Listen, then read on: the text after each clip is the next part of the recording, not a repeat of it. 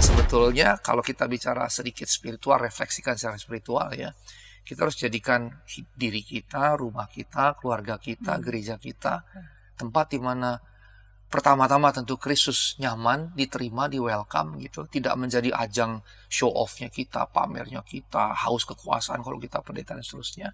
Tapi di sisi yang lain juga bagi orang-orang lain. Tuhan sampai bilang sama Yudas, orang miskin itu selalu ada gitu sama kamu. Sepanjang zaman juga pasti akan ada orang miskin. Tapi aku kan gak selamanya bareng kamu. Yang berarti si perempuan ini lebih mengerti presensia Kristika dan Kristus yang sementara sebagai juru selamat itu gitu. Dan dia menikmati, menerima pengagungan yang luar biasa. Dan Yudas berarti tidak memahami seperti yang dipahami. Dan malah kelihatan sekali kebusukannya, kesederhanaan, kerendahan hati, bahkan kehinaan tidak dianggap buruk oleh Yesus begitu.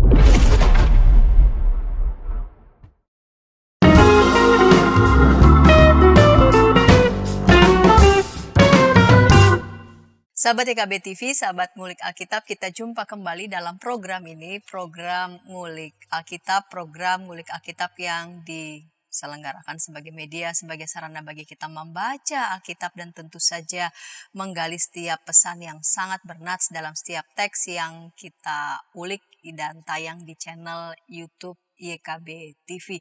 Sahabat, pada episode kali ini kita masih mengulik Injil Yohanes, persisnya Injil Yohanes pasal 12 ayat 1 sampai 19, Injil Yohanes pasal 12 ayat 1 sampai 19 dengan judul Yesus masuk ke Yerusalem, dengan saya pemandu percakapan Pendeta Santiadi Manurung.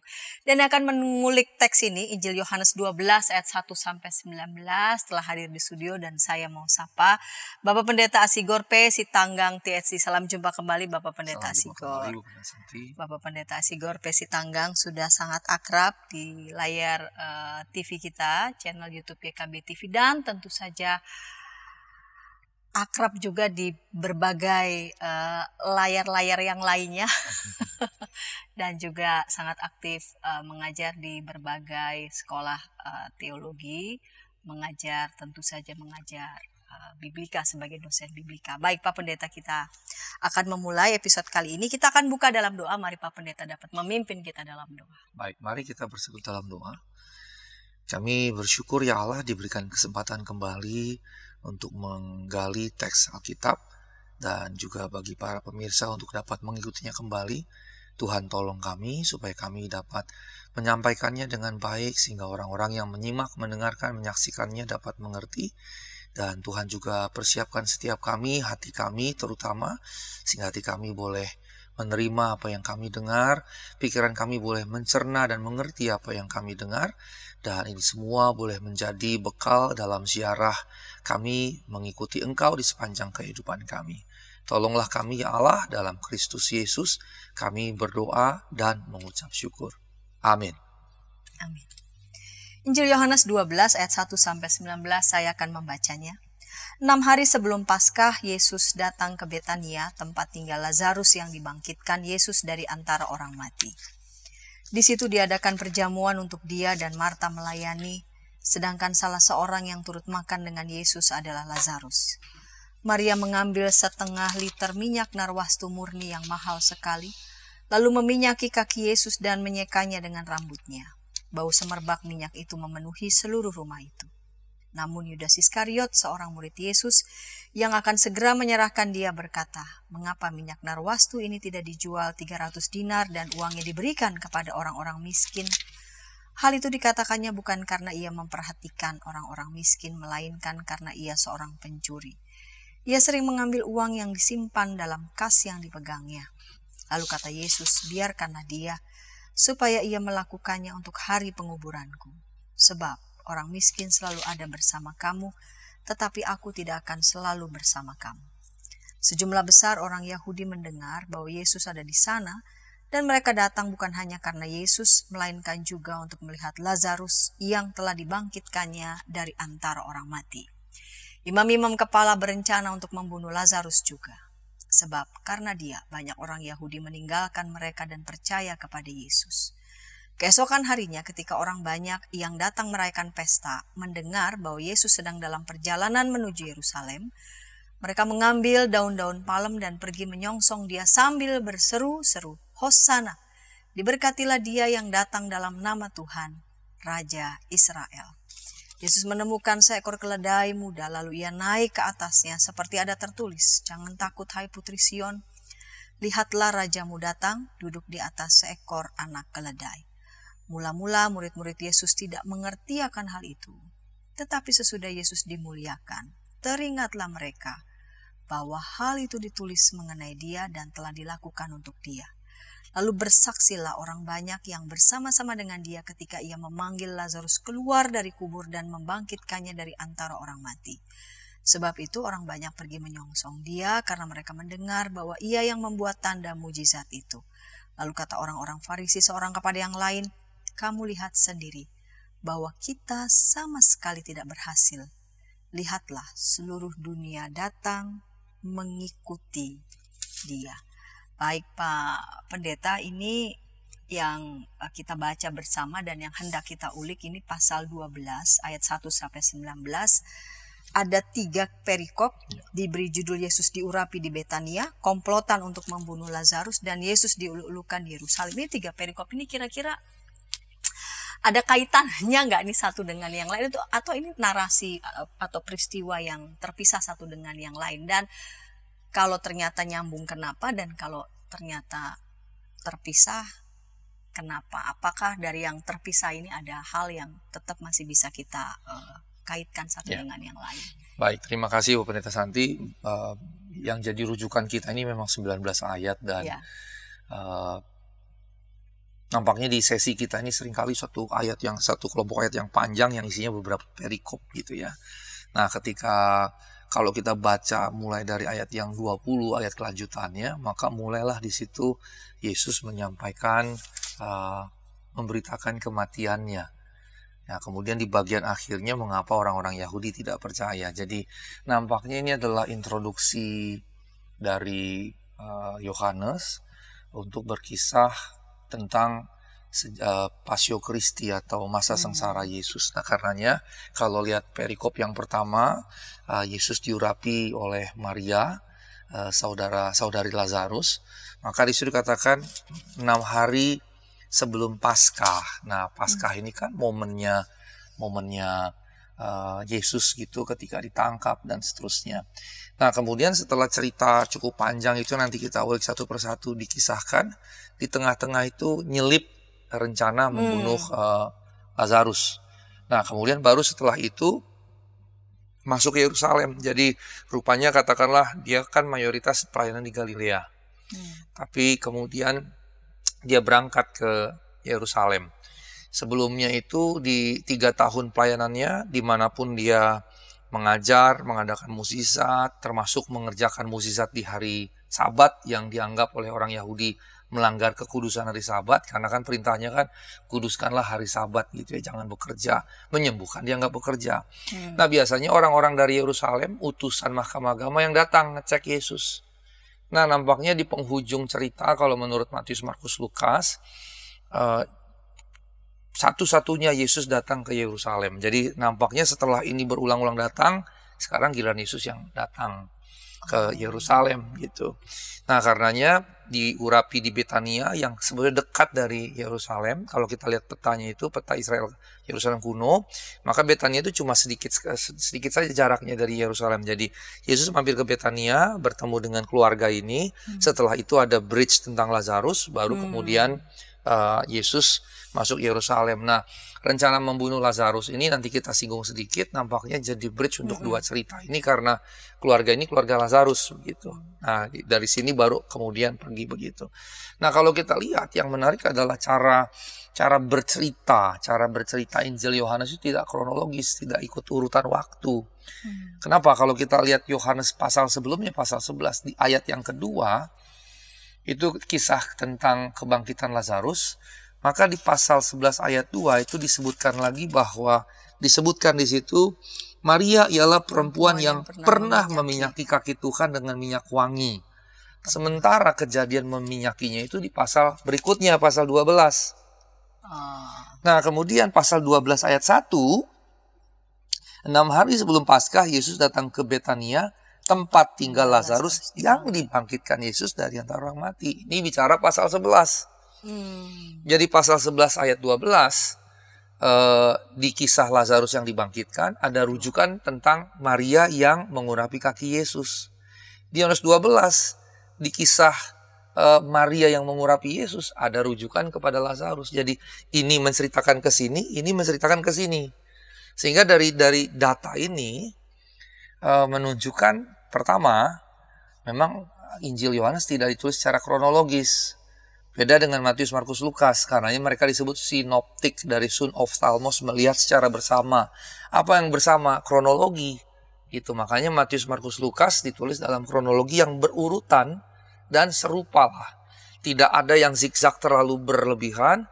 Paling kemudiannya kalau Markus jadi sumber Matius dan Lukas mengikuti Markus, Matius dan Lukas menambahi cerita-cerita yang mereka miliki. Tapi kalau Yohanes tidak kronologis, kelihatan sekali tadi zigzag ceritanya. Di sini cerita tentang ini, di sini cerita tentang ini. Jadi pertanyaannya adalah mana yang duluan kalau gitu? Nah, karenanya konklusi yang kedua, konklusi pertama tadi tidak ditulis secara kronologis, tapi konklusi yang kedua dengan 11 ayat 2, pasal 11-nya tentang Lazarus yang dibangkitkan merujuk Maria yang mengurapi Yesus. Kemudian pasal 12 bercerita tentang Maria yang mengurapi Yesus tapi merujuk Lazarus yang dibangkitkan. Di awalnya ini dua cerita yang tidak disatukan dalam cerita seperti ini. Kalau kami menyebutnya fragment atau fragmented gitu, terpisah-pisah. Karena terpisah-pisah jadi wajar kalau di pasal 11, jadi wajar kalau di kisah Lazarus yang dibangkitkan ada rujukan ke Maria. Supaya orang yang baca cerita terpisah ini ngerti, oh ini terkait dengan ini ya. Nah, sebaliknya fragmen yang satu lagi ketika Maria dikisahkan mengurapi Yesus, oh Lazarus ini yang dibangkitkan. Gitu. Tapi pada waktu tahap awal penulisan itu, fragmen-fragmen yang terpisah istilahnya, mereka belum digabung sehingga ada rujukan-rujukan itu gitu. Nah, nampaknya ketika digabung jadi satu Injil, katakanlah kita asumsikan secara tradisional Yohanes gitu. Kemarin ada seorang sahabat saya senior, doktor bidang biblika juga orang Indonesia, mengirimkan saya foto yang sangat banyak tentang satu tulisan yang bagi si penulis dari Cambridge ya, dari sebuah artikel jurnal dari Cambridge yang mengatakan bahwa sangat mungkin dia ditulis tahun 70. Selama ini kita berpikirnya Yohanes itu paling tua, paling muda tahun 90 dan seterusnya. Tapi dia berargumentasi Yohanes ditulis tahun 70. Nah, kalau tahun 70 kan awal sekali. Nah, kalau berasumsi tahun 70 berarti penulisnya ya sangat mungkin Rasul Yohanes. Nah, kalau Rasul Yohanes penulisnya dengan ada data tadi 11 dan 12. 11 ayat 2 merujuk pada kisah yang di pasal 12. Pasal 12 ayat 1 merujuk pada kisah yang 11. Sangat mungkin waktu Yohanes menulis dia punya sumber yang dia gabung-gabung jadi satu. Tapi waktu dia gabung jadi satu, bagian-bagian itu tidak dia edit gitu. Maka ketika kita baca 12 ayat 1, kok ngomong ke pasal 11? Pasal 11 ayat 2, kok ngomong ke pasal 12 gitu. Jadi seperti begini. Nah, ini kan sebetulnya menunjukkan proses editing yang quote-unquote tidak sempurna. Tapi saya yakin dia sengaja untuk membiarkan itu supaya ada keterkaitan dan kita justru jadi tahu dia tidak kronologis ditulisnya. Jadi ada dua kesimpulan tadi yang kemudian kita bisa simpulkan. Nah, saya masuk pada perikop yang pertama nih, ini yang mesti kita bahas betul. Yesus diurapi Maria, saudari Lazarus. Kalau kita lihat ceritanya ada di Betania. Bahasa Inggris sering menyebutnya Bethany, gitu ya. Kemudiannya dia dalam perjalanan menuju Yerusalem, ya karena memang dekat, gitu ya, karena dekat dan memang terjangkau dengan jalan kaki. Karenanya memang di situ disebut sebagai berjalan, gitu ya, jalan kaki atau berjalan. Nah, nampaknya Betania ini muncul cukup sering, Bu Santi, dan nampaknya Betania ini tempat yang Tuhan sukai. Di bagian lain, Betania, ketika Yesus ada di Betania, disebut dia, kalau dalam bahasa Inggris, home. Dia kembali ke rumah di Betania, yang menunjukkan berarti Betania tempat kesukaan. Karena bahasa Yunani oikos atau oikia, yang oikos itu maskulin, oikia itu feminin. Tapi kalau dalam bahasa Yunani kan baik rumah maupun, ya Indonesia sama sebetulnya, Indonesia rumah, Yunani oikos, oikia rumah, tapi itu juga keluarga. Tapi kalau bahasa Inggris kan dibedakan antara house dengan home. House itu lebih ke building, bangunannya. Home-nya lebih kepada lokusnya gitu ya. Nah, karenanya saya pernah menulis artikel tentang Yesus pengungsi dan tunawisma. Dan saya elaborasi di situ bahwa Betani lah satu-satunya tempat, atau Betani satu-satunya tempat yang disebut sebagai home. Atau sebagai rumah di mana dia diterima gitu. Betania jadi tempat kesukaan bagi Yesus. Itu yang menarik, tidak dikisahkan walaupun Nazaret dia berasal dari sana, Bethlehem dia lahir di sana, tidak pernah disebut itu sebagai home baginya. Nah, ini kisah yang menarik, dan salah satu yang menurut saya secara spiritual tapi yang praktis begitu ya. Nampak bahwa kenapa Yesus home? Karena dia diterima di situ. Dan salah satu keluarga yang menerima ya keluarga ini. Dan kita melihat bahwa kisah mereka diceritakan di 4 Injil. Ya. Bahkan di Lukas ada kisah lain, Maria, Marta, lain dan seterusnya gitu. Nah, ini gambarannya gitu.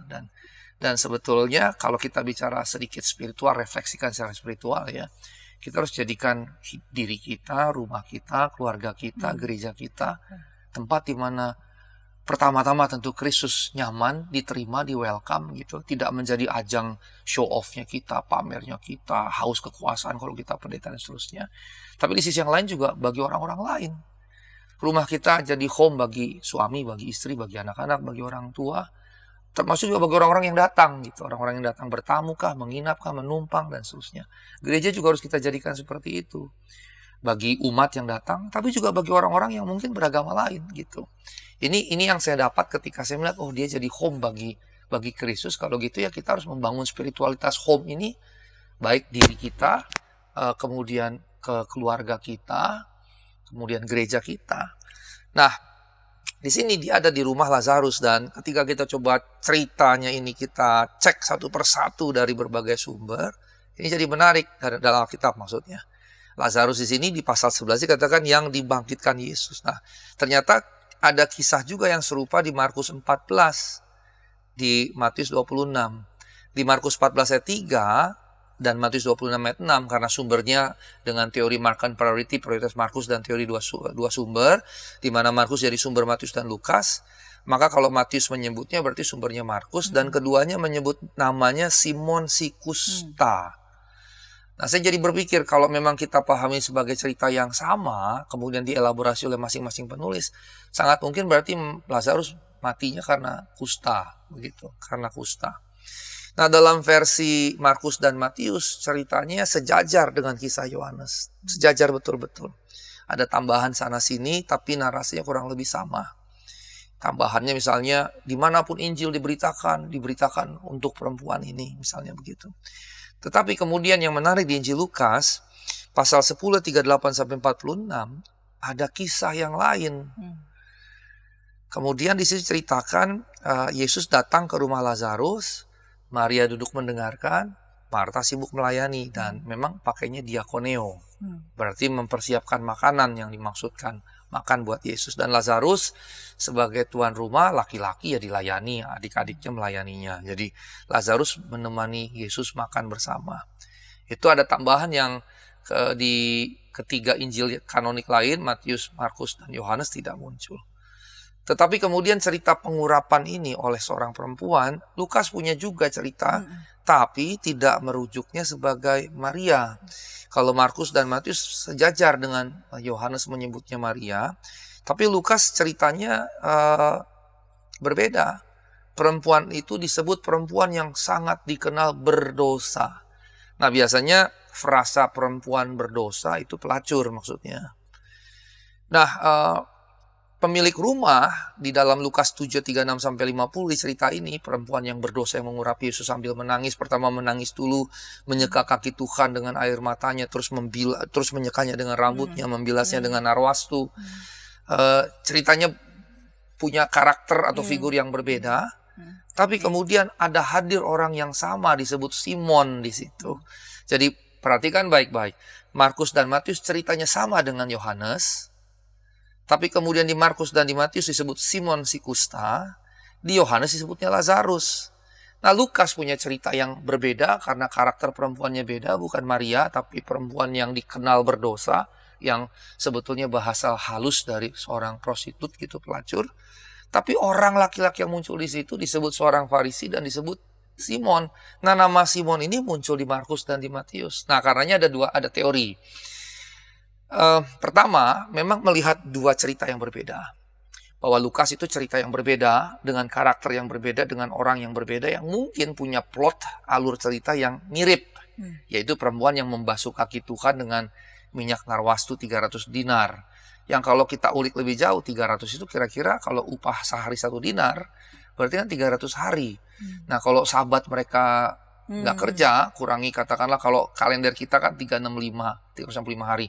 Kalau mereka kurang lebih sekitar dikurangi 11-12 hari, jadi sekitar 353 gitu ya. Nah, dipotong 52-an kan itu berarti kan 52 hari sabat, berarti 300 itu ya kurang lebih upah 1 tahun.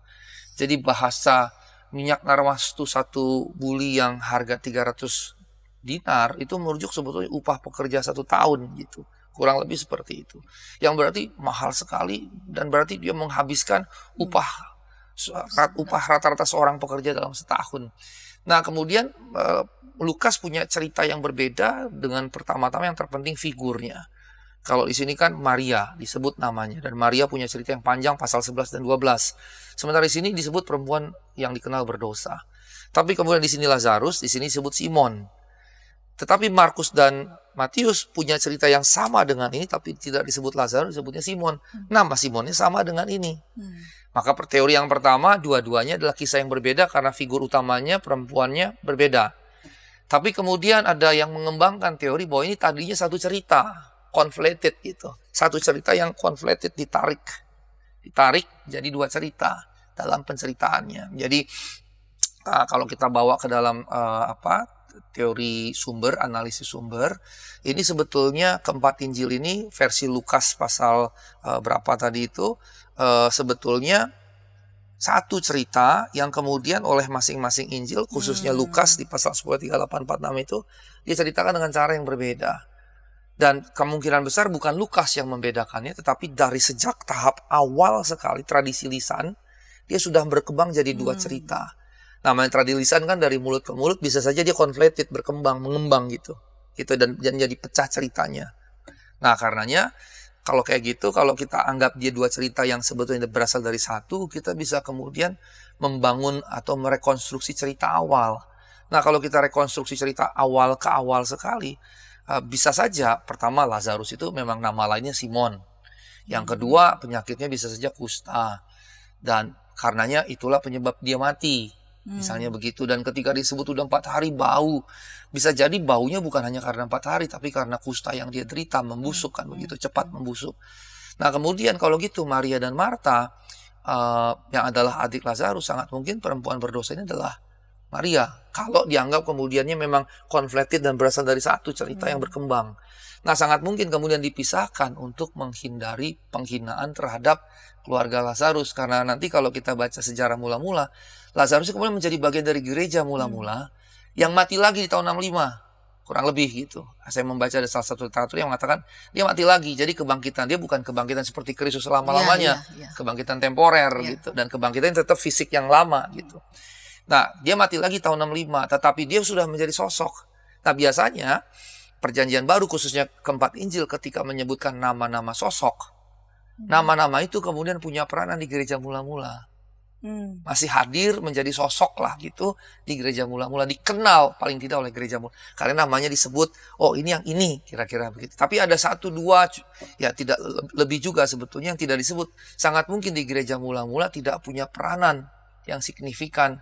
Misalnya 2 yang jalan Emmaus itu 1 disebut, 1 tidak. Kleopas yang 1 tidak. Nah, ternyata Kleopas itu punya istri Maria, adik dari Maria ibu Yesus gitu. Yang ternyata berarti kalau kita orang Batak, bapak udahnya secara jasmani gitu. Jadi ada nama-nama yang disebut, ada nama-nama yang tidak disebut. Nah, biasanya nama yang disebut itu di gereja mula-mula punya peranan lah, dikenal gitu. Makanya disebut. Nah, berarti ketika dia dari satu cerita terus nyebar jadi 2 cerita, sangat mungkin untuk menjaga keharuman atau nama baik dari Maria, Marta dan Lazarus yang juga sudah jadi tokoh di gereja mula-mula. Sehingga versi perempuan pelacur tadi dipisahkan, tidak disebut namanya, hanya disebut perempuan pelacur. Sehingga sekarang teks final kita 2 cerita yang terpisah. Ini dua teori yang hadir. Yang pertama, ya menerima saja memang ada dua cerita yang berbeda. Tapi yang kedua, conflated dari satu cerita, mengembang jadi dua cerita. Dan pengembangannya sangat mungkin demi menghargai nama baik Maria, begitu. Nah, kira-kira begitu. Menarik ini. Jadi ada yang mengatakan ini dari dua cerita yang berbeda. Kita terima ini sebagai dua cerita berbeda, atau ada yang mengatakan, sumber mengatakan ini dari satu cerita yang sama, hanya dipisah seiring dengan waktu itu tradisi lisan. Maka kalau tradisi lisan bisa saja kan ada yang berkembang sana dan sini. Dan kita menerima saat ini ada peristiwa yang hampir sama di dua teks yang terpisah. Nah, kita akan melihat bersama kuatnya pesan di teks ini, Injil Yohanes pasal 2 ayat 1-8. Kita explore itu di segmen kedua, namun sebelumnya kita dengarkan pesan-pesan berikut ini.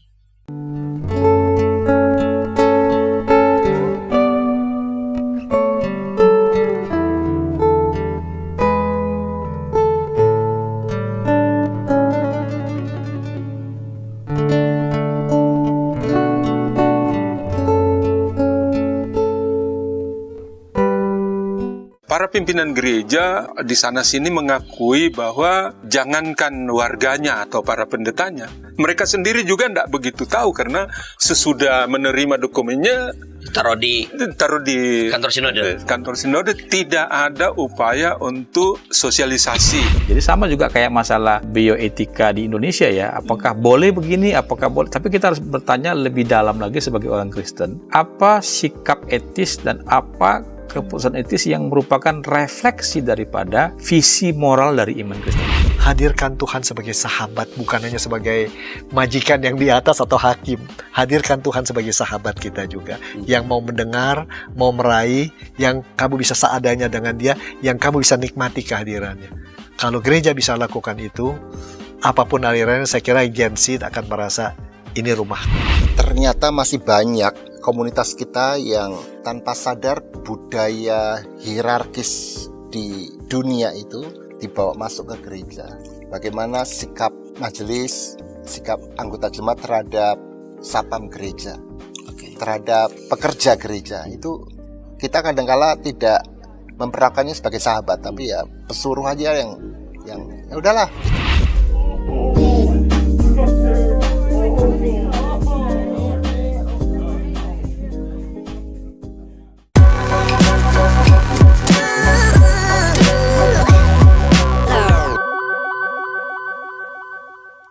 Sahabat EKB TV, sahabat Ngulik Alkitab, senang masih bersama dengan kami dalam program ini, Ngulik Alkitab. Kita sedang mengulik Injil Yohanes pasal 12, ayat 1-19, dan baru saja kita melewati segmen yang pertama. Di segmen yang pertama, Bapak Pendeta Asigur sudah membuka banyak cakrawala wawasan yang bagus sekali ya, untuk menolong kita memasuki segmen yang kedua ini. Dan Pak Pendeta, mari kita mulai segmen yang kedua ini dari Yohanes 12 ayat 1-19 dengan judul Yesus masuk ke Yerusalem. Mari Pak Pendeta. Baik, rekan-rekan sekalian, tadi saya sudah ceritakan bahwa dalam Injil-Injil kanonik ada dua cerita, ada dua narasi tentang perempuan yang mengurapi Yesus, di mana Markus, Matius, dan Yohanes ceritanya sejajar. Kemudian Lukas tadi berbeda. Kalau kita lihat tadi di Lukas ada narasi tentang perempuan berdosa, maka kita melihat di sini berarti ada dua kisah yang bisa dikatakan relatif berbeda, tapi ada banyak kemiripan, khususnya terkait dengan tindakan pembasuhan dan pengurapan. Begitu miripnya kalau kita banding-bandingkan. Dan sejujurnya saya termasuk yang meyakini ini sebetulnya cerita yang sama gitu. Saya ada di posisi secara biblis akademis pada posisi ini satu cerita sebetulnya, tapi kemudian memang mengembang. Nah, begitu miripnya sebagian pakar mencoba melakukan analisis bentuk, Formgeschichte istilah bahasa Jermannya, atau form analysis, yang berkesimpulan pada tahap pra-Injil, tahap tradisi lisan, keduanya sepenuhnya kisah yang sama, begitu kemudian terjadi pemisahan begitu ya, dan kemudian dia berkembang seperti yang kita punya. Walaupun tadi saya katakan ada dua teori utama, Tapi tambahan kecil, ada juga malah yang menganggap memang dua yang terpisah gitu. Yang tadi tipe yang pertama memang terpisah, tapi kemudian melebur, misah lagi gitu. Jadi pemahaman yang pertama tadi bahwa itu dua cerita yang terpisah, ada pengembangan, awal terpisah, gabung terus pisah lagi. Kenapa gabung? Karena ada kemiripan gitu, baru terpisah lagi di dalam konteks penulisan final yaitu Injil. Nah, kalau kita lihat kesamaan dari kedua narasi itu, pertama, sama-sama membasuh kaki Yesus dengan minyak wangi, narwastu tadi. Ya. Dan kemudian menyekanya dengan rambut. Dan ini menarik sekali karena zaman dahulu wanita itu mengerudungi rambutnya karena bukan karena larangan agama, selain karena faktor keadaan, iklim, cuaca, dan juga konteks ekologis penuh padang pasir segala macam untuk menutupi. Tapi juga di sisi yang lain secara spiritual itu bagian dari keagungan perempuan begitu ya. Dan karenanya ketika jangankan kalau misalnya dibuka ya, jangankan menyeka dengan rambut, dibuka saja sebenarnya seperti merendahkan perempuan dari segi keagungannya. Apalagi sampai kemudian rambutnya dipakai menyeka.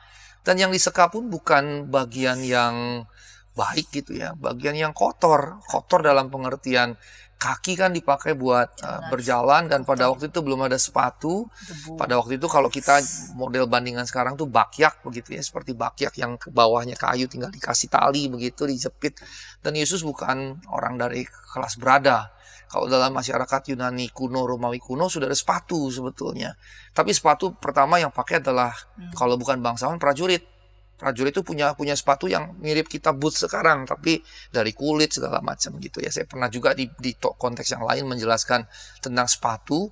Artinya fashion tentang sepatu sebenarnya bukan modern. Itu dari 2500 tahun yang lalu sudah ada gitu ya. Gitu, dan hanya itu untuk kalangan berada dan kemudian tentara. Kenapa tentara? Kan jalannya jauh, bisa ratusan kilometer, bahkan bisa ribuan kilometer. Dan bertempur pula. Dan bertempur. Jadi kalau dia injak batu atau kakinya dingin kan. Jadi untuk melindungi. Selebihnya ya rakyat pada umumnya pakai sendal gitu. Nah, bayangkan Yesus yang pakai sendal, jalanan juga berdebu, bertanah, dan belum ada juga sopan santun orang yang memelihara hewan. Ya, maaf kata binatang, betul, binatang pup begitu saja. Nih kalau kita elaborasi seperti ini, betapa kotornya kaki Tuhan. Dan itu wajar kalau di tiap rumah disediakan wadah untuk basuh kaki. Tapi di versi Lukas dengan perempuan berdosa itu, Simon tidak menyediakan air buat kaki Yesus gitu. Nah, di sini yang menjadi menarik, kalau kita lihat dari versi Matius, Markus, dan Yohanes tidak dikisahkan itu, tapi di versi Lukas Tuhan bilang, saya dari tadi datang kamu nggak kasih aku air untuk basuh kakiku, tapi dia basuh aku dengan air matanya gitu. Yang artinya kan kaki Tuhan kotor sekali tuh, nggak dibasuh oleh Simon gitu. Nah, kesamaannya dengan minyak wangi menyeka rambut, penjelasan tadi nanti saya elaborasi terkait perbedaannya. Dan rambut adalah kehormatan terutama bagi perempuan. Dan ketika rambut digunakan untuk menyeka kaki Tuhan yang tentu kotor, maka sebetulnya mereka sedang mengekspresikan pengagungan yang selayaknya diterima oleh Tuhan.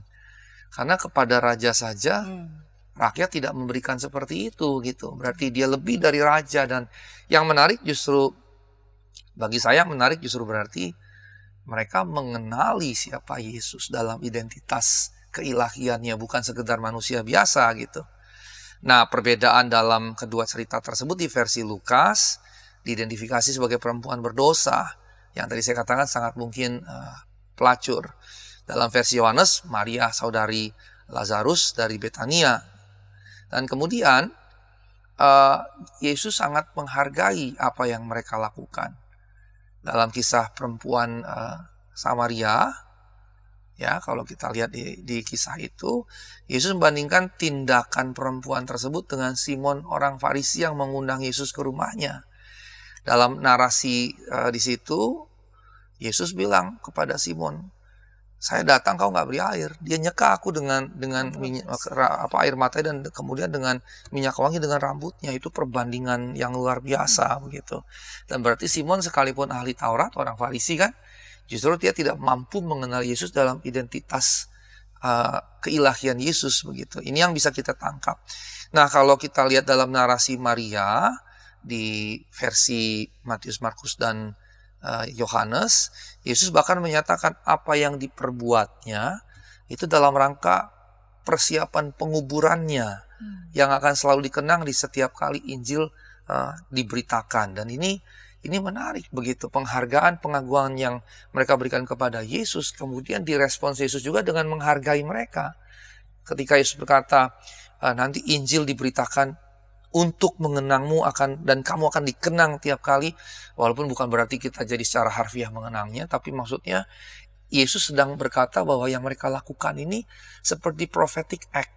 Kenapa prophetic act? Tindakan profetis, tindakan nubuatan. Karena orang mati pada zaman itu memang kemudian diminyaki. Kalau kita kan dikasih formalin, itu pun supaya bisa lama nggak bau gitu. Tapi bukan bagian sebuah ritus penghargaan. Tapi pada waktu itu orang mati dikasih herbal, minyak untuk mengurapi, karena juga belum ada formalin juga mungkin untuk supaya tidak cepat-cepat bau gitu. Maka perminyakan yang diberikan oleh mereka berdua ini dalam dua cerita berbeda maksudnya, bagi Yesus dianggap sebagai persiapan penguburannya. Berarti apa? Sengsaranya, kematiannya, penyalibannya. Dan Injil kan bicara tentang karyanya gitu. Jadi Yesus kaitannya ke situ, dan Yesus meresponsnya dengan menghargai juga apa yang mereka lakukan. Nah, yang menarik nih, rekan-rekan sekalian, dalam dua narasi itu, dalam dua narasi pembasuhan Yesus, dua versi maksud saya, versi Lukas maupun Matius, Markus, Yohanes, dalam dua versi ini, respons para lelaki justru negatif gitu. Dalam narasi perempuan berdosa, respons Simon orang Farisi, responsnya negatif. Simonnya bilang, kalau dia tahu, kalau memang dia nabi, dia tahu harusnya siapa perempuan ini, gitu kan? Itu kan negatif. Memangnya kalau Yesus nabi, atau kalau katakanlah Simon orang Farisi ini memang orang Farisi, apa memang berarti kemudian perempuan yang hina layak dihinakan? Perempuan yang dianggap hina oleh masyarakat layak dihinakan, kan begitu? Tapi kan bagi Simon, karena dia hina, dia layak dihinakan. Yesus nabi harusnya nggak boleh bergaul dengan pelacur ini, harusnya nggak mau dong dideketin sama pelacur ini, dan seterusnya. Kira-kira begitu. Dan ini kan bukan kali pertama Yesus berinteraksi dengan perempuan semesra, tapi quote unquote menurut saya mesra kudus gitu ya. Di kali lain ketika perempuan kedapatan berzina, yang kedapatan perempuannya, laki-lakinya nggak ada, berzina kan harusnya berduaan. Kok yang ditangkap cuma perempuan, laki-laki kemana? Ada penafsir mengatakan laki-laki dibiarin kabur dulu, karena ternyata bagian dari keluarga besar para imam kepala gitu. Jadi nyelamatin dulu muka mereka, baru perempuannya gitu. Jadi mungkin juga mereka nggak setuju dengan hubungan segala macam gitu kan. Tapi Yesus kemudian tidak menghukum orang itu, perempuan itu, dan Yesus justru menolong perempuan itu. Kadang-kadang kita suka guyonan gini, Yesus ketemu perempuan pelacur, perempuannya bertobat. Kalau pendeta ketemu perempuan pelacur, pendetanya yang bertobat. Nah, di sini yang menarik juga di Yohanes, Matius, dan Markus, reaksi laki-lakinya juga negatif. Di Matius, Markus, dan Yohanes, gamblang sekali ada cerita tentang Yudas Iskariot. Yang bilang, buat apa buang uang? Ini mahal sekali, lebih baik diberikan buat makan orang miskin. Nah, karena cerita ini tentunya kan diceritakan jauh setelah Yesus bangkit naik dan jadi gereja juga lahir ya. Jadi dia flashback ke belakang. Nah, ketika dia flashback ke belakang, penulisnya sudah tahu Yudas ini mencuri uang kas. Yang juga ada informasi tambahan sebetulnya. Berarti apa? Yesus itu bukan orang miskin gitu. Jadi jangan menggambarkan Yesus itu miskin gitu. Yesus tidak lahir di kandang domba, tidak ada kata kandang di situ. Palungan ada, palungan itu tempat minum. Minum buat siapa? Ya para hewan ternak maupun yang jadi kendaraan. Yesus kan, orang tua Yesus kan sedang cari penginapan. Gak ketemu penginapan, gak dapat kamar maksudnya kan. Gak dapat kamar. Nah, pada zaman itu, kalau kita sekarang naik mobil ke hotel, di manakah kita parkir mobil? Kalau nggak di basement, di depan hotel kan gitu. Nah, zaman dulu penginapan, di manakah mereka parkir ternak yang jadi tunggangan mereka? Keledai buat bawa orang sakit, karena keledai itu untuk orang tua, anak-anak, orang sakit. Dan karenanya nanti ketika Yesus jalan dengan keledai, di bagian akhirnya itu menunjukkan satu tindakan yang sangat baik. Nah, pada zaman itu kendaraan yang dipakai kan ya ternak, ya kuda, ya unta, ya kemudian kambing domba gitu kan buat bawa anak segala macam. Diparkirnya di mana? Ya di bagian depan yang tentunya berarti ada tempat buat makan minumnya ternak, paklungan itulah gitu. Yang berarti kalau gitu, kalau dalam konteks modern sekarang, Yesus tidak lahir di kamar tapi bukan lahir di kandang. Itu kalau hotel sekarang itu lobby. Kalau model zaman sekarang tuh lobby hotel gitu. Udah kelewat malam, nggak bisa nginep, nggak bisa cari tempat penginapan yang lain. Udah cari-cari nggak, ini terakhir sini ya udahlah tidur di depan di lobby, di mana pada waktu itu ya ternak juga ada di situ. Jadi itu bukan kandang. Nah, karenanya kita mesti mengkritisi penggambaran Yesus yang miskin banget gitu. Kesannya miskin banget kesannya dalam rangka keberpihakan kepada orang miskin. Secara biblis tidak perlu juga begitu. Mengapa? Karena di bagian yang lain ada juga perempuan-perempuan kaya. Kuza misalnya, bendahara Herodes, itu istrinya pendukung dananya Yesus. Lah Kuza bendahara Herodes itu menteri keuangan sekarang. Lah kalau istrinya menteri keuangan mendukung Yesus, pasti kan pendukungnya apa? Orang dikatakan dari keuangan mereka kok. Dan bukan cuma satu, ada Yohana, ada Susana, bahkan konon Maria yang kemudian disembuhkan dari 7 roh jahat, Maria Magdalena itu juga orang kaya raya gitu. Kemudian kisah para rasul misalnya Barnabas, orang tuanya juga kaya raya, dia jual tanah dia kasih ke para rasul. Kemudian ada juga kisah waktu Roh Kudus dicurahkan di atas 120 orang, mereka ada di loteng, di sotoh, di atap. Rumah sebesar apa coba muat 120 orang gitu. Hanya rumah orang kaya raya gitu. Jadi hati-hati juga ketika menggambarkan Yesus miskin dan ya kelilingnya orang miskin, tidak juga. Nah, dalam teks kita Yudas Iskariot dikatakan memegang kas. Dan dia mencuri dari situ, sering mencuri di situ. Kalau dia punya kas, berarti segala donasi yang diberikan kepada Yesus dikelola oleh Yudas, yang berarti ada uang-uang masuk gitu. Nah, memang Alkitab tidak menjelaskan bagaimana Yesus mengelolanya, tetapi pernyataan Yudas bahwa lebih baik dikasih kepada orang miskin, berarti Yesus selain mengadakan mukjizat 5 roti 2 ekor ikan memberi makan 5.000 atau 4.000 2 kali, itu secara mukjizat dan hanya 2 kali, artinya lebih banyak sebenarnya Yesus beri makannya lewat uang yang dipersembahkan kepada Yesus oleh para donatur yang kaya raya ini gitu. Nah, ini sosok negatif dari lelaki yang hadir dalam 2 kasus ini. 2 lelaki ini justru negatif, dan ini yang menurut saya menyedihkan. Nah, saya sudah menulis dan akan terbit mudah-mudahan bulan ini. Konon menurut para editornya bulan Desember ini terbit. Dari 2022 sebetulnya proyek itu.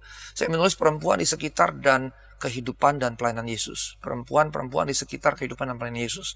Itu satu book chapter, jadi buku, jadi bab buku gitu. Karena penulis cukup banyak.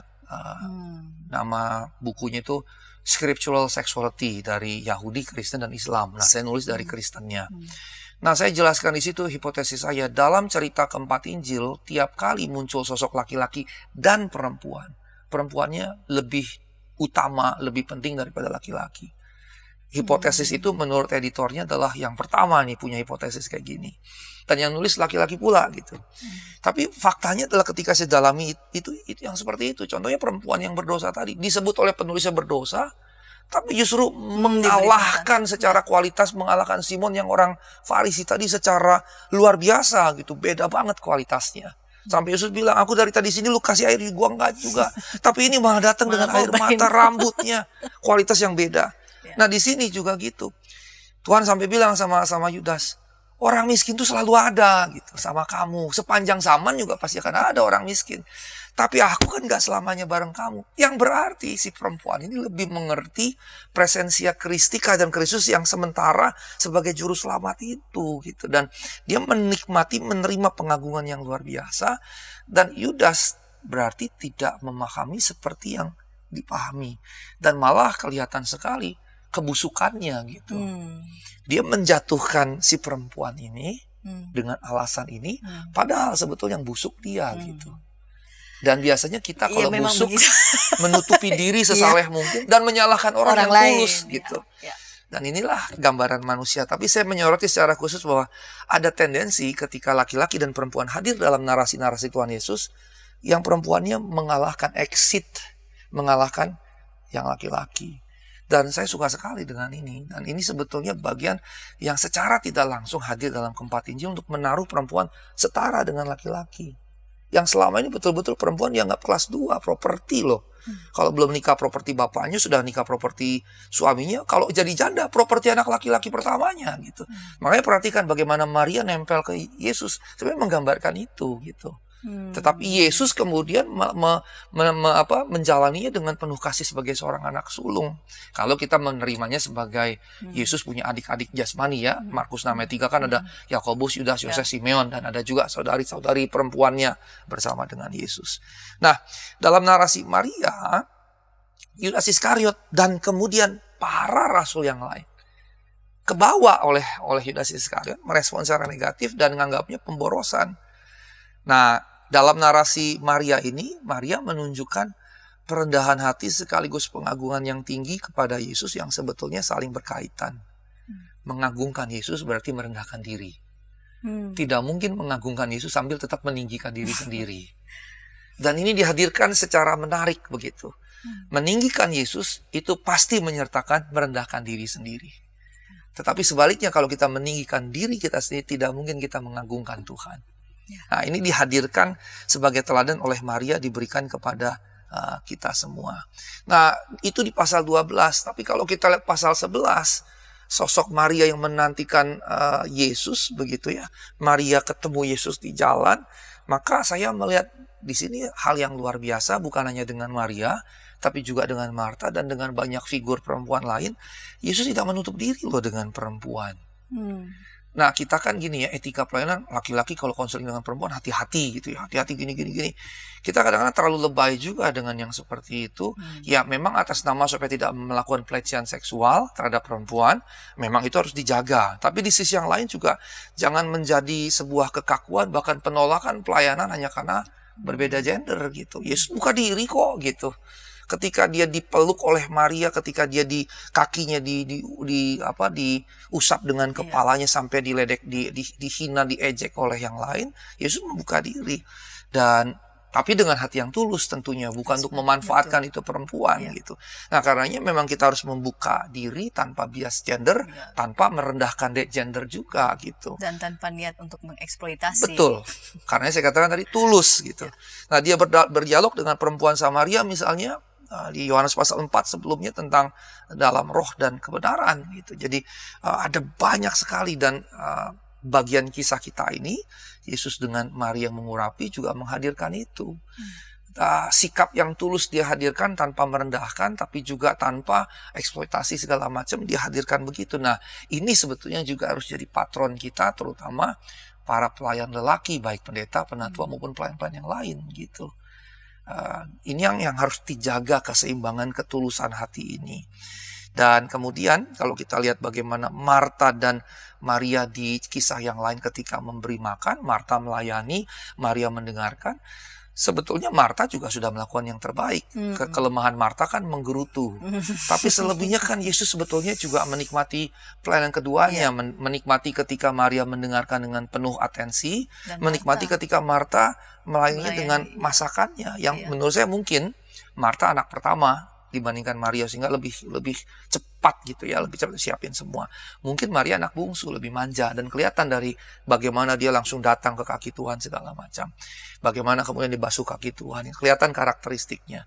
Kelemahan Marta kan cuma menggerutu saja. Artinya kita tidak boleh bilang, oh Maria yang paling baik. Enggak, itu adalah dua bagian pelayanan sebetulnya. Ada yang bekerja dengan giat, ada yang kemudian mendengarkan, menyaksikan, menyimak, dibentuk, diajar, dididik, dan seterusnya. Nah, karenanya pengakuan kedua perempuan yang disampaikan ya dalam percakapan itu sebetulnya sejalan dengan misalnya Marta yang pasal 11 tadi, kemudian juga perempuan Samaria Yohanes pasal 14, sebetulnya sejajar dengan pengakuan Petrus bahwa Yesus adalah Mesias, Markus 8:29 dan seterusnya. Tetapi pengakuan dua perempuan tadi itu diabaikan. Perempuan Samaria, ya aku percaya bahwa engkau akan bangkit kok Mesias segala macam. Kalau Marta kan juga bicara tentang itu dan seterusnya. Perempuan yang Samaria bilang, ketika dia dikasih tahu, engkau sudah punya 5 suami, yang bersama denganmu juga bukan suami. Dia jadi penginjil ke satu kota percaya, dan kemudian dia bilang, inilah Mesias itu, dengan pertanyaan retorik ya. Bukan apakah dia Mesias, itu pertanyaan retorik. Dan karenanya pengakuannya lebih kuat daripada pengakuan Petrin Creed. Waktu Yesus mengaku bahwa Yesus adalah Mesias, Yesus bilang gerejanya dibangun atas batu karang ini. Batu karang Petra, nama berikutnya Simon adalah Petrus, tapi batu karang itu bukan si Petrus. Batu karang adalah pengakuan Petrus adalah Yesus adalah Mesias, yang juga diakui oleh 2 perempuan, bahkan dengan pengakuan yang lebih kuat gitu. Kalau kita dalami 2 pengakuan tersebut sangat kuat. Dan kemudian bagaimana di pasal 12 Maria memberikan pengagungan yang sedemikian luar biasa, itu adalah pengakuan berwujud tindakan akan kemesiasan Yesus. Mengapa? Raja saja tidak mendapatkan perlakuan seperti itu. Loh, ini rabi biasa kok begitu. Berarti ada pengakuan yang besar terhadap kemesiasan Yesus. Demikian Bu Santi. Baik Pak Pendeta. Pak Pendeta Isigor telah mengeksplor, mengulik ini teks Yohanes pasal 12 ayat 1 sampai 8, bahkan juga berselancar di teks-teks yang lain sebetulnya. Nah, di segmen yang ketiga kita akan ulik bersama di perikop komplotan untuk membunuh Lazarus dan Yesus dilulukan di Yerusalem. Masih di Injil Yohanes pasal 12 ayat 1 sampai 9 dengan judul Yesus masuk ke Yerusalem. Namun sebelumnya kita dengarkan pesan-pesan berikut ini.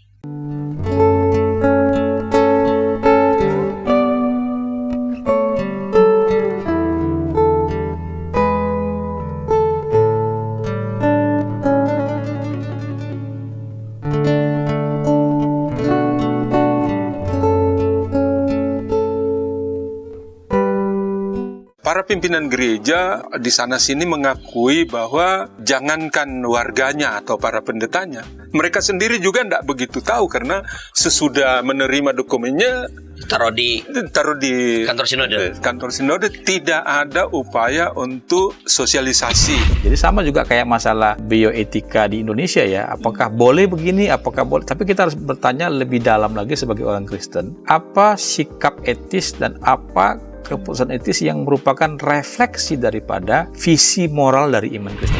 Hadirkan Tuhan sebagai sahabat, bukan hanya sebagai majikan yang di atas atau hakim. Hadirkan Tuhan sebagai sahabat kita juga, yang mau mendengar, mau meraih, yang kamu bisa seadanya dengan dia, yang kamu bisa nikmati kehadirannya.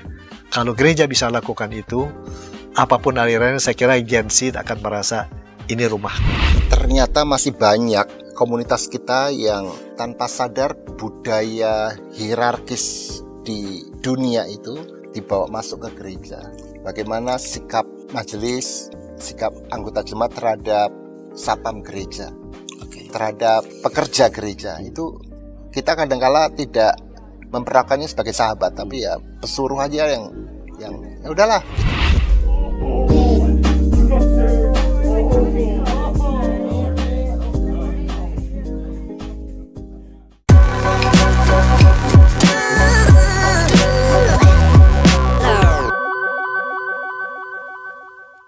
Sahabat EKB TV, sahabat Ngulik Alkitab, senang masih bersama dengan kami dalam program Ngulik Alkitab. Kita sedang mengulik Injil Yohanes 12 ayat 1 sampai 19 dengan judul Yesus masuk ke Yerusalem dengan Pendeta Isigor P. Sitanggang THC. Baik Pak Pendeta, kita teruskan ini di segmen yang ketiga, segmen penutup. Di perikop komplotan untuk membunuh Lazarus di segmen pertama, Pak Pendeta sudah menjelaskan sedikit ini ya. Jadi ini semacam jembatan. Nah, apa yang mau dikatakan di teks ini yang mengapit antara perikop Yesus diurapi di Betania dan Yesus dilulukan di Yerusalem? Baik, terima kasih Bu Pendeta Santi. Rekan-rekan sekalian, setelah narasi Maria yang mengurapi Yesus, kemudian perikop kita berlanjut di kecil sekali, di situ hanya sekitar berapa ini? Hanya 2-3 ayat saja, 9 sampai 11 gitu ya. Nah, kesaksian kebangkitan Lazarus pada pasal 11, Kalau kita lihat pasal sebelumnya ya, pasal 11 itu diceritakan Lazarus bangkit, membuat banyak orang Yahudi jadi pengikut Yesus begitu. Dan di pasal 12 di situ ada komentar, banyak orang meninggalkan kita jadi pengikut Yesus, pengikut Dia begitu. Nah, itu rupanya berarti merujuk ke pasal 11. Nah, kemudian dikatakan di situ ini membangkitkan amarah para pemimpin agama Yahudi. Nah, di pasal 11-nya mereka berencana karena banyak orang menjadi percaya kepada Yesus, tetapi sebagian lain melapor kepada para pemimpin agama Yahudi. Nah, karena dilapor itulah mereka datang gitu. Nah, ketika mereka datang di pasal 11 ayat 45-57 diceritakan bahwa mereka berencana membunuh Yesus. Nah, kemudian di pasal 12 ini setelah kisah Maria membasuh kaki Tuhan ini, muncul ayat 9-11 tadi, mereka berkomplot untuk membunuh Lazarus. Mengapa? Karena mereka memahami bahwa walaupun yang melakukannya Yesus, tapi Lazarus kan jadi kasarnya barang bukti gitu ya. Ketika cerita, oh Yesus bangkitkan orang mati, Yesus bangkitkan orang mati, tidak seperti orang para pemimpin agama Yahudi yang cuma ngajar, tidak ada gini. Dan kemudian adalah sosok Lazarus yang juga dikenal oleh orang sekampung kan ceritanya. Dan mereka melihat, oh iya benar Lazarus yang mati sudah bangkit.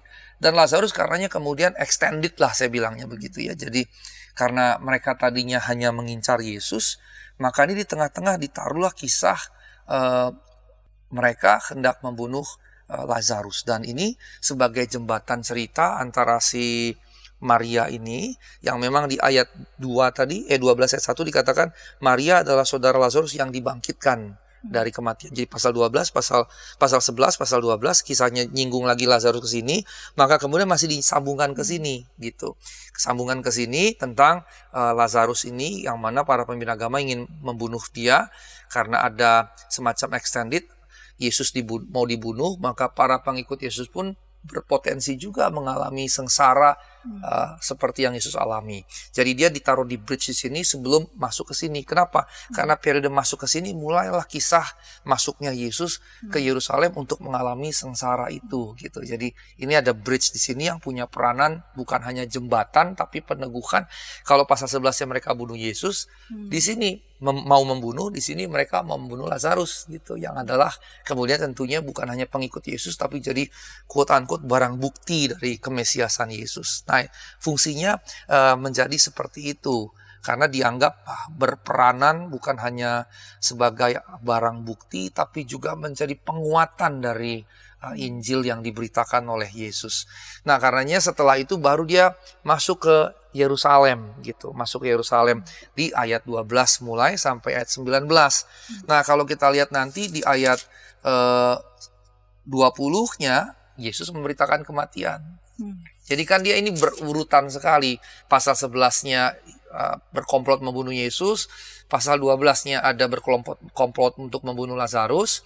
Kemudian di perikop berikutnya Yesus memberitakan pergi ke Yerusalem, memberitakan kematiannya di mana? Ya di Yerusalem gitu. Jadi alurnya dibikin seperti itu. Nah, ketika dikisahkan Yesus masuk ke Yerusalem, hanya Injil Yohanes yang menceritakan di tengah-tengah, posisinya di tengah-tengah Injil gitu, di tengah-tengah Injil. Kenapa? Karena nanti kalau kita lihat pasal 13 itu ada tentang Yesus membasuh kaki murid, terus kemudian ada rumah Bapa, ada pengajaran tentang Parakletos, pokok anggur dan seterusnya. Maka antara Yesus ke Yerusalem dan kemudian Yesus disalib itu ada isi yang sangat banyak, sekitar 3-4 pasal isinya pengajaran Yesus yang di Matius, Markus, Lukas dia nggak ada gitu. Nah, ini khas dari Yohanes dan karenanya menjadi menarik karena Jesus entry to Jerusalem, masuk Yesus ke Yerusalem itu ditaruh di tengah-tengah Injil. Semua Injil yang lain itu 2 pasal terakhir. Nah, misalnya kalau di Markus itu sekitar pasal 14 mulai Taman Getsemani itu. Kemudian kalau Matius itu 28 berarti 26, di Lukas itu 22 gitu. Jadi selalu cenderung 2 pasal sebelum akhir. Kalau Yohanes ditaruh di tengah-tengah gitu. Satu-satunya. Kenapa? Karena memang kenapa disebut Injil-Injil sinoptik? Dari Son of Thamos, ngelihat bareng-bareng, ngelihat bersama, apa bersamanya? Kronologi. Dan memang susunannya ketiganya berurutan gitu, kejadiannya berurutan. Kalau Yohanes tadi saya sudah katakan tidak berurutan. Jadi karenanya sekali lagi ini menunjukkan Injil Yohanes tidak ditulis secara kronologis. Selain itu, ketiga Injil sinoptik hanya cerita satu kali di bagian akhir. Kalau dicerita Injil Yohanes tidak lebih dari satu kali. Sehingga ada penceritaan yang berbeda. Sebagian pakar berkata memang Yesus sangat mungkin lebih dari sekali ke sana.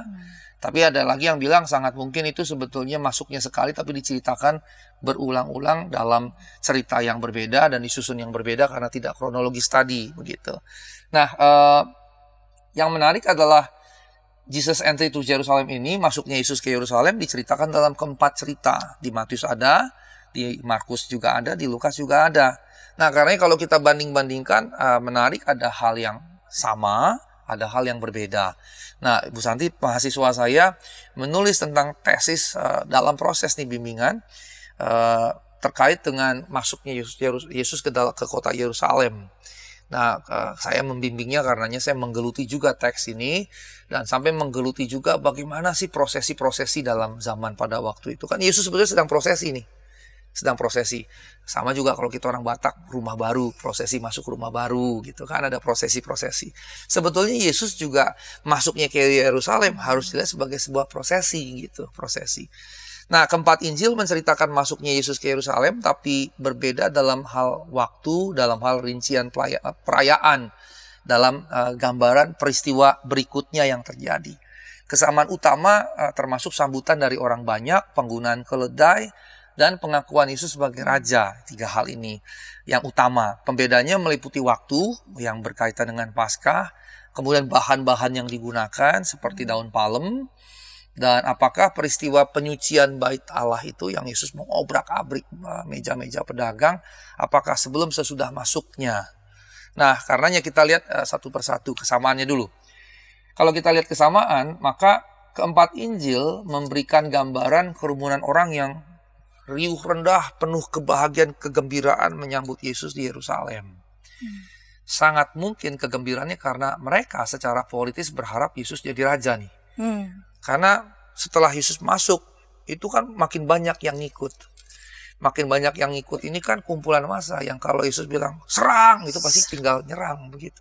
Jadi mereka sebetulnya sedang menyambut Yesus bukan secara rohani. Walaupun dia sebut misalnya Hosana bagi anak Daud. Nah, anak Daudnya itu maksudnya apa? Politis gitu. Jadi keempatnya sama memberikan sambutan, tapi tentu kita nilainya bukan sambutan spiritual, bukan pengakuan sebagai Mesias teologis dan rohani, tapi politik begitu. Nah, bukit Yesus juga digambarkan dengan memasuki kota itu. Kota itu kan Yerusalem itu juga disebut Bukit Sion gitu ya. Dan menunggangi seekor keledai. Walaupun ada perbedaan, ada hanya satu, ada satu juga bawa induk dan anaknya gitu ya. Dan induknya pun digambarkan masih keledai muda gitu ya. Dan ini menarik, mengapa digambarkan dengan keledai? Nah, itu tadi saya mendorong mahasiswa saya melakukan penelitian tentang ini karena ini menarik sekali bahwa kalau orang Yunani, Romawi kuno, bahkan masyarakat kuno saat itu, kerajaan-kerajaan kuno saat itu, kalau mereka perang dan menang perang, entah raja, pangerannya, jenderal-jenderalnya, kalau mereka menang perang, gambaran paling utama adalah Roma. Kalau kaisar, raja, jenderal, pangeran, jenderal Romawi menang perang, masuk ke Koloseum di kota Roma, itu mereka dirayakan, ada selebrasi kemenangan. Nah, waktu menang itu pertama-tama batalion-batalion itu yang waktu Yesus mendoakan mengusir setan yang merasuki orang di Gadara Gerasa disebut legion. Legion itu sebetulnya istilah untuk sekitar 2.000 sampai 6.000 pasukan. Nah, sangat mungkin banyak legion yang datang gitu, pergi beriringan dan dengan kereta-kereta kuda, kereta-kereta kencananya gitu. Dan biasanya orang Romawi itu ada kereta yang besar, ada kereta juga untuk memecut kuda-kuda di depan, dan kereta yang besar itu bahkan di dalam kejayaan mereka punya kereta yang dilapis besi yang kalau dipanah tidak tembus.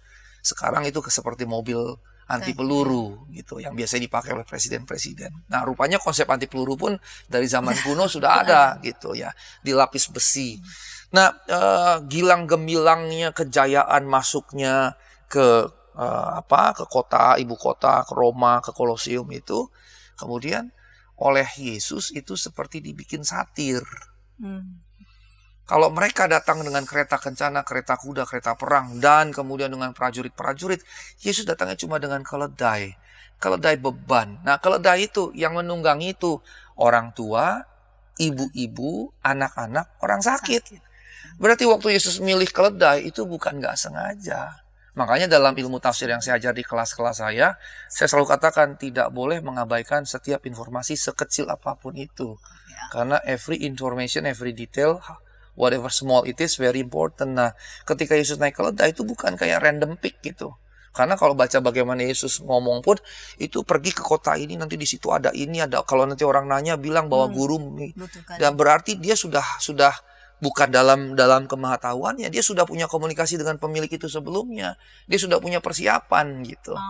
Gitu, sudah punya persiapan untuk sama seperti perjamuan malam. Waktu para murid bilang, "Guru mau di mana kita?" "Kamu pergi ke tempat ini, bilang sama dia untuk dipersiapkan segala macam." Berarti Yesus kenal pemilik rumah itu dan sudah mengatakan, "Kami akan di rumahmu makan begini, tolong persiapkan." Kan gitu. Nah, karenanya dengan dia begitu berarti itu bukan sebuah random pick yang tidak sengaja. Memang udah dia persiapkan. Dan memang kan ada Alkitab yang perjanjian lama yang berkata rajamu datang dengan keledai, kan gitu.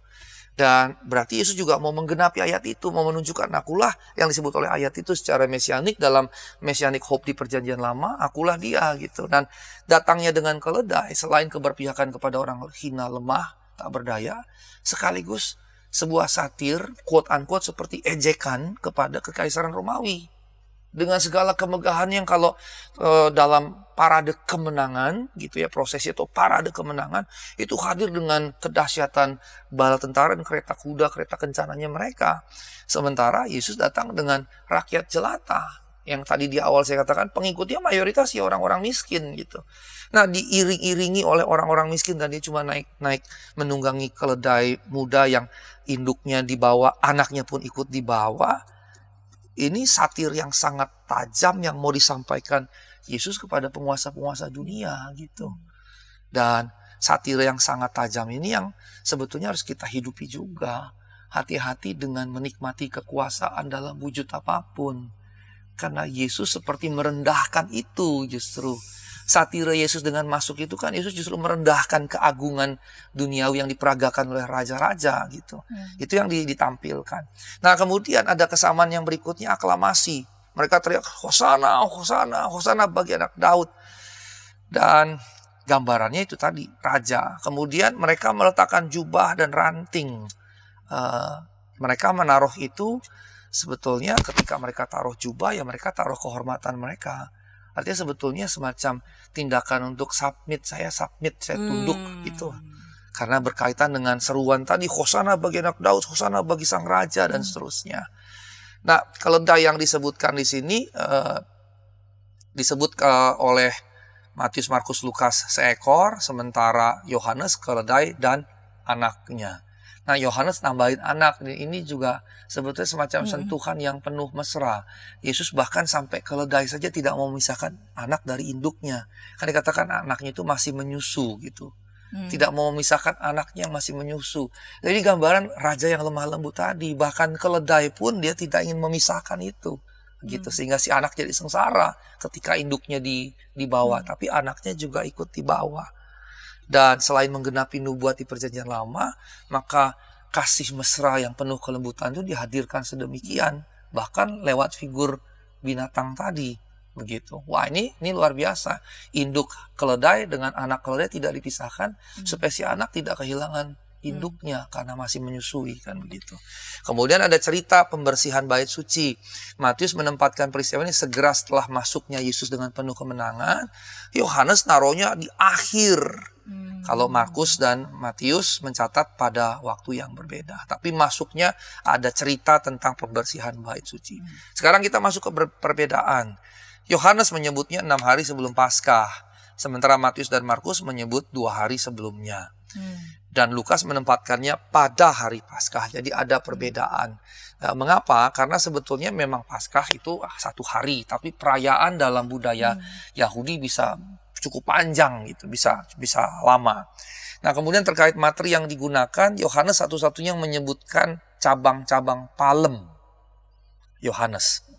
Karenanya kemudian sebagian kita membangun tradisi itu, palem itu ya. Dijadikan abu, dioleskan di dahi kita. Matius, Markus menyebut hanya cabang-cabang atau ranting-ranting berdaun, dan Lukas tidak menyebut cabang sama sekali. Di situ perbedaan, dan menurut saya tidak masalah kalaupun hanya Yohanes, dan kita berarti merujuk tradisi itu, merujuk Yohanes begitu. Keledai, Markus menyebut seekor keledai muda, Matius menyebut seekor keledai dan keledai muda, menekankan tadi penggenapan nubuat. Yohanes menyebutkan seekor keledai dan anaknya, dan tadi saya sudah sebutkan. Kemudian terkait nubuat, Matius menekankan penggenapan nubuat dari perjanjian lama, sementara Markus berfokus pada kerendahan hati dan kedudukan Yesus sebagai raja. Sebagai raja, dielukan sebagai raja, dan memang secara teologis, secara dalam identitas keilahiannya dia adalah raja segala raja, tapi kemudian digambarkan dalam kerendahan hati yang sedemikian sederhana. Nah, kemudian konteks Injil Yohanes masuk setelah kebangkitan Lazarus. Kalau Injil-Injil sinoptik, setelah pelayanan Yesus di Galilea, di bagian akhir dari Galilea, pergilah ke sana. Nah, peristiwa-peristiwa selanjutnya juga ada perbedaan-perbedaan. Yohanes menempatkan penyucian bait suci misalnya setelah masuknya Yesus, sementara Matius taruhnya setelahnya, tepat setelahnya. Nah, kisah Yohanes menekankan signifikansi teologis kematian kebangkitan Yesus, sementara Injil-Injil sinoptik lebih berfokus pada aspek fisik dan historis perjalanan Yesus masuk ke dalam kota Yerusalem. Itu yang tadi saya katakan kenapa diawali dengan kebangkitan Lazarus, menaruhnya di pasal 11, dilanjutkan ke pasal 12, di mana di situ ada pengurapan yang kemudian Yesus katakan ini untuk mengenang penguburanku, dan Injil akan diberitakan mengenang dia. Kemudian pasal 12-nya Yesus masuk Yerusalem, ayat 12 pasal 12-nya Yesus memberitakan kematiannya. Maka ini jelas sekali bahwa Yohanes memang lebih menekankan signifikansi teologis dari kematian dan kebangkitan Yesus. Sementara ketiga Injil sinoptik, karena tadi itu disusun secara kronologis, maka fokus pada aspek fisik dan historis dari perjalanan Yesus menjadi kuat, walaupun tetap ada tentunya aspek teologisnya. Nah, karenanya Ibu Pendeta Santi, saya bisa kira-kira menyimpulkan begini. Yang Yesus lakukan, terutama ketika kita fokus pada triumphal entry into Jerusalem, maka sebetulnya pertama Yesus sedang melakukan tindakan satir atau meledek, lebih sederhana dalam bahasa kita. Tapi meledek itu jadi kesannya iseng gitu, atau kesannya Yesus seperti apa. Tapi sebetulnya Yesus meledek quote unquote dalam pengertian sedang menunjukkan bahwa kemegahan, keagungan, kekaisaan seperti itu tidak bernilai di matanya begitu, dan seharusnya juga kita tidak punya nilai yang materialistik seperti itu. Jadi kemegahan Yunani Romawi ketika mereka kembali perang, menang, terus masuk dengan bala tentara, dengan kereta kuda yang megah, masuk ke Koloseum, masuk kota Roma, dirayakan selebrasi di Koloseum. Ini kemudian dihinakan, diledek oleh Yesus, dan seakan-akan ini nggak berharga, yang berharga adalah ini. Dan ini maksudnya apa? Dengan sederhana dia masuk dengan keledai yang saya sudah jelaskan tadi, dengan orang-orang miskin yang mengikutinya, dengan jubah mereka taruh, padahal itu pakaian yang mungkin tidak cantik, tidak bagus, tidak mewah, tidak elegan. Justru menunjukkan kesederhanaan, kerendahan hati sang anak Allah yang berinkarnasi jadi manusia begitu. Dan karenanya apa yang Yesus lakukan menunjukkan keberpihakan Yesus kepada orang-orang sederhana, lemah dan hina, sekaligus juga sebetulnya perlawanan terhadap kekuasaan, terutama yang menindas, tetapi bukan dengan kekerasan, tapi dengan semacam karismatik gitu. Dia menyampaikan kritiknya lewat tindakan yang dramatis sekali gitu, untuk memberikan kritik tajam ke situ, yang kemudiannya disaksikan juga oleh para prajurit, disaksikan juga oleh jenderal-jenderal yang kemudian mau menangkap Yesus begitu. Dan kemudian ini dikemas dalam Injil Yohanes, semua ini sebagai persiapan menuju penyalipannya.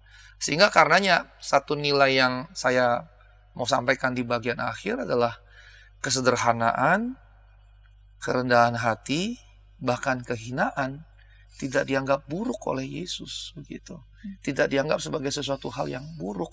Bahkan sampai kemudian berujung pada penderitaannya yang dengan kematian tadi, penderitaan kematiannya justru menunjukkan bahwa semua yang dilalui ini adalah bagian besar, karena itu puncaknya kan, klimaksnya bagian besar dari keselamatan yang kemudian dia kerjakan di kayu salib gitu. Jadi bisa dikatakan jadinya arahnya jadi seperti no crown without cross. Jadi seperti tidak ada kemuliaan tanpa penderitaan, tidak ada kemuliaan tanpa kehinaan.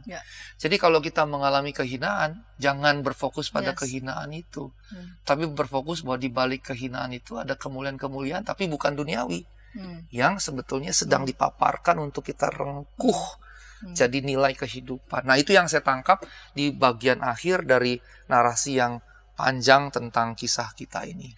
Menarik Pak Pendeta tadi bagian akhir ya, ketika Yesus dalam prosesi itu masuk ke Yerusalem dengan selebrasi yang demikian sederhana begitu, tapi justru ini quote and quote mengancam.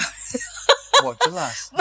Itu kan sesuatu yang dianggap weak, lemah, tapi justru di hadapan para penguasa mahkamah agama, para jenderal-jenderal penguasa Romawi, justru ini dianggap ancaman. Ini menarik ya. Tampilan yang seperti itu justru punya kekuatan yang sangat besar, dan sebesar itu juga kekuatan itu kepingin menaklukkan kekuatan kelemah lembutan Yesus. Betul, dan kita perhatikan Yesus tidak melakukan lobby-lobby. Tidak ada lobby-lobby apapun, lobby-lobby politik sama sekali, tapi dia lakukan dengan prophetic act yang saya pikir kita juga perlu, tentu dengan konteks modern kita perlu mengadaptasi ini untuk ketika misalnya ada perjuangan yang mesti kita lakukan. Berhentilah melakukan lobby-lobby politik.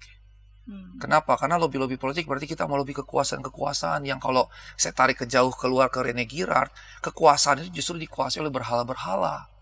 Berhala yang haus, berhala yang ingin menindas, berhala yang ingin merusak, dan seterusnya. Dan Yesus konsisten, mungkin itu konsistensinya itu ya. Jangan lakukan lobby-lobby politik, tapi lakukanlah dengan perjuangan-perjuangan yang jelas profetis. Ini profetis sekali gitu. Walaupun ujungnya dia mati, tapi kan kemudian dia bangkit. Dan kemudian kan orang-orang yang memang awalnya bilang Hosana bagi anak Daud, walaupun berikutnya salibkan dia, tapi berikutnya lagi kan kemudian dalam perjalanan kisah para rasul berikutnya kan banyak yang jadi percaya dan jadi kekuatan. Gitu, kira-kira itu yang bisa kita dapat, sehingga sekali lagi no crown without cross itu harusnya betul-betul kita pegang, dan fokusnya bukan pada crownnya, tapi pada crossnya. Kalau ada kehinaan yang kita alami dalam konteks apapun, lihatlah di balik itu. Dan karenanya kritik-kritik kita jangan sampaikan lagi dengan lobby-lobby politik apapun, politik gerejawi juga, maupun juga politik-politik negara gitu ya, politik sekuler. Jangan, tapi lakukan justru kritik-kritik kita, seruan kita, berita kita lewat secara karismatik dan profetik yang Yesus peragakan. Demikian Ibu Pendeta Santi. Menarik sekali. Terima kasih Pak Pendeta Asigor. Ini lewat judul Yesus masuk ke Yerusalem, justru kita diajak untuk melihat begitu sangat powerfulnya begitu ya. Justru apa yang dilakukan oleh Yesus ini secara konsisten, justru ini menjadi kekuatan juga bagi orang-orang percaya di sepanjang zaman sampai sekarang. Bahkan apa yang dilakukan oleh Yesus itu terus dipercakapkan, bahkan seharusnya juga menginspirasi setiap kehidupan pelayanan kita sebagai orang-orang percaya dan sebagai gereja Tuhan. Terima kasih Bapak Pendeta Asigor untuk kesediaan mengulik pada episode kali ini. Dan ketika tayangan ini boleh memberkati sahabat-sahabat dapat memberikannya kepada sebanyak mungkin orang dan dapat menekan tombol like maupun subscribe sehingga boleh mendapatkan update dari tayangan YKB TV. Dan kita akan menutup episode ini dalam doa. Mari Pak Pendeta dapat memimpin kita dalam doa. Baik, mari kita berdoa. Ya Allah, terima kasih untuk teks yang menginspirasi bahkan kami yang ada di studio ini. Dan kiranya seperti Engkau menginspirasi kami, Roh-Mu juga membantu setiap pemirsa sehingga juga menginspirasi setiap kami dari narasi yang panjang yang dipuncaki dengan masuknya Yesus ke Yerusalem. Kiranya juga mendorong kami meneladani Kristus dalam kesederhanaan dan kerendahan hati dalam ziarah kehidupan setiap kami. Dalam nama-Mu kami berdoa dan mengucap syukur. Amin. Amin.